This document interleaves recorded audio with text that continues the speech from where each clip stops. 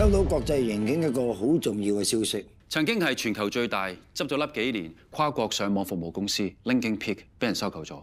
佢有一批舊嘅 server， 咁多年咧都冇上線嘅，裏邊有晒咁多年用戶嘅數據資料。犯罪分子可以利用最先進嘅軟件將上網痕跡刪除，但係呢一批舊 server 冇上線，所以佢哋唔可以刪除裏邊嘅嘢。裏邊好可能有啲原始嘅數據係同 Persis 有關嘅，已經 send 咗過嚟俾我哋。但啲數據用咗唔同級別嘅軟件加密，解密嘅過程要好耐同好複雜。Anna， 你有冇方法可以盡快將啲數據解密 ？Daniel 可以做到嘅，相信 Anna 你都一定得。放心交俾我。點啊？點解啊？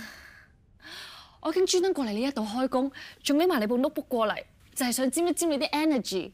但係搞咗咁耐，我都係得個吉，點算啊？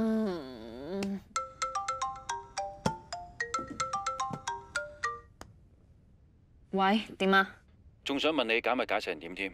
隔住個電話都 feel 到你嗰陣頹氣。有冇試過揾 Daniel 解密協會嗰班朋友幫手？有啊，但我哋大家都喺度試緊，未有頭緒。其實 Daniel 佢有一套自己研發同埋專用嘅解密 software 係最先進㗎。咁咪掂咯？最弊係佢 set 咗 password 啊嘛，要破解一個解密高手嘅 password， 分分鐘仲難過而家解密。咁又未必，佢係你男朋友，應該唔難估到佢嘅密碼嘅。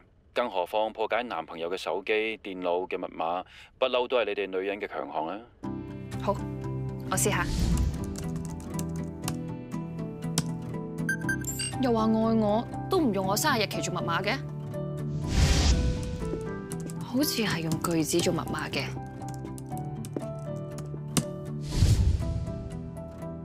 I love surfing。又話死人冧樓都要去滑浪。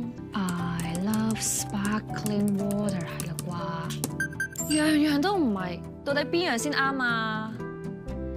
你係我 hero 啦，咁我係你咩啊？我梗係唔會同你講啦，因為你係我人生密碼。咁密碼點可以立亂話俾人聽？今次啱啦啩？我都唔係，唔係，好似係長啲嘅。又話我係你嘅人生密碼。Love of my life, Anna。原來係 Love of my life。The acquisition of Linking Peak, one of the biggest broadband provider before, is not only bringing impacts to the industry, but also providing huge assistance to crime investigation. 我用 Daniel 嘅解密 software 成功解鎖到嗰批封存咗同 Persis 有關嘅數據，然後喺海量嘅 data 入面過濾咗一啲資訊，當中包括咗 Persis 喺1998年至到2016年呢18年期間喺世界好多地方都上過網，包括有法國巴黎、美國紐約、澳洲悉尼、瑞典嘅斯德哥爾摩、太平洋索亞布圖島同埋印尼雅加達等等。check 唔 check 到佢上網內容，去追蹤佢嘅真實身份？始終隔咗咁多年，好多 data 都有損壞，要用大量嘅時間去進行修復，短時間之內冇辦法還原得到。睇嚟 Anna 辛苦解密得嚟嘅資料，對追查 Persis 都係作用不大。未必。頭先 Anna 提到 Persis 喺唔同地方上過網，包括太平洋索亞布圖島。幾個月前我去巴黎參加太平洋情報會議，撞正教授都喺度開研討會，我同佢一齊去過嗰度，因為教授話佢細個住喺嗰度10幾年。以前呢度未發展旅遊，除咗補給船，冇其他船會嚟㗎。如果呢度淨係得你同你爸爸2個人住10幾年，你覺得會點呢？曾經喺島上邊做科研同生活過嘅只有2個人。就係教授同佢爸爸。換言之，嫌疑最大嘅係教授。咁即係之前田叔喺山下邊救上嚟，仲借咗部電話俾佢 send message 嗰個，真係教授。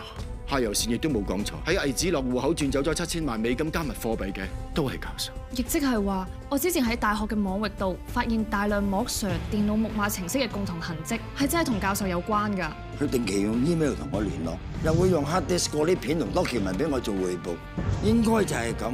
喺我部腦度即刻木馬程式，然後經內聯網入侵警隊嘅系統。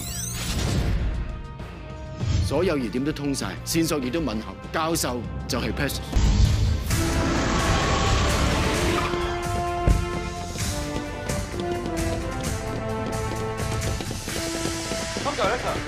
教授仲喺 hall 裏面上緊堂。出發啦！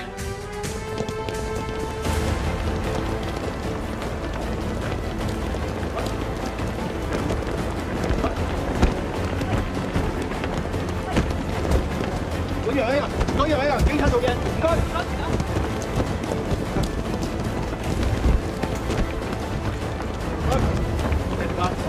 孭住背囊，灰色外套個，捉追！嚟啊！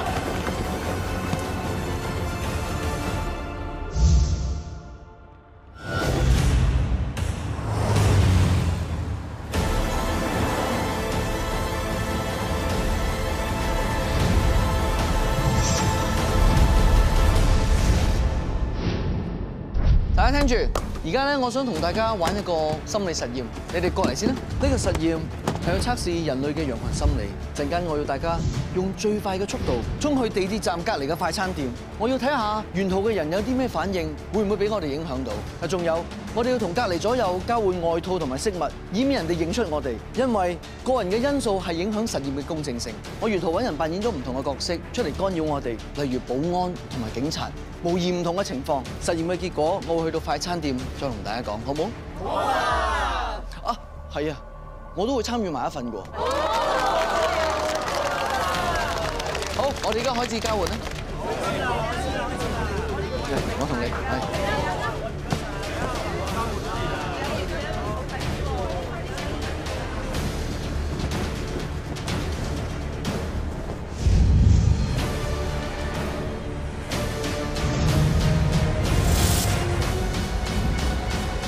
今朝接到 IDC 嘅報案，發現有2名夜間嘅保安人員倒卧喺樓梯，冇咗呼吸，將佢哋送院之後證實死亡，推斷係俾人打咗神經毒劑致死。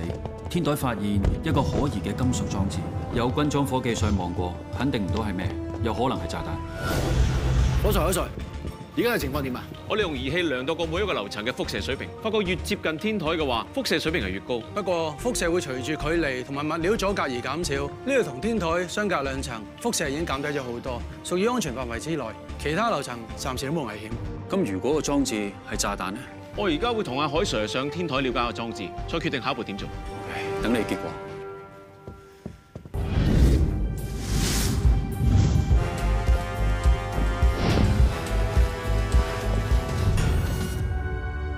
點啊？海 Sir，距離呢個裝置大概5米範圍之內，已經測到高劑量嘅輻射。裝置入面應該有好強嘅放射物質。我哋保護衣暫時可以頂到一陣嘅，要把握時間。我車個裝置，你要堆沙包。係。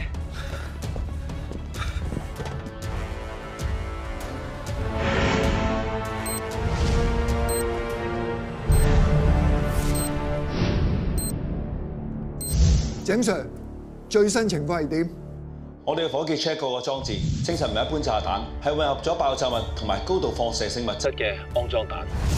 警方喺中環 IDC 天台發現1枚骯髒彈，爆炸品處理科同有組織罪案及3合會調查科已經到場處理。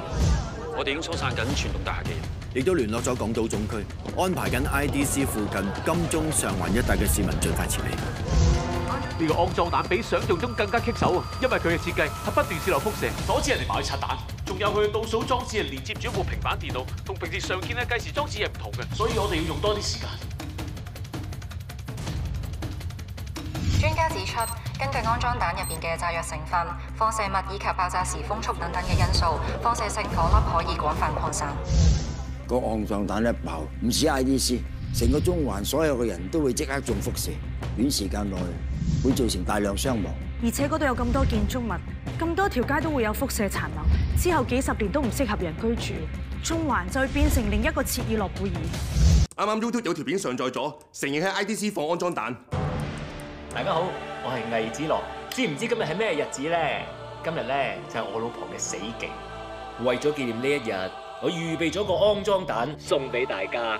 我專登設計呢個骯髒彈，叫僱傭兵漏夜裝喺中環最深撞嗰棟大廈上面，然之後等你班高官大孖沙翻工嘅時候，就俾個驚喜你哋。雖然提早俾你發現咗，但係冇用啊，因為你哋根本就拆唔到彈。而家剩翻大概唔夠半個鐘頭嘅時間，個骯髒彈就要爆咯。我要全香港同我老婆陪葬。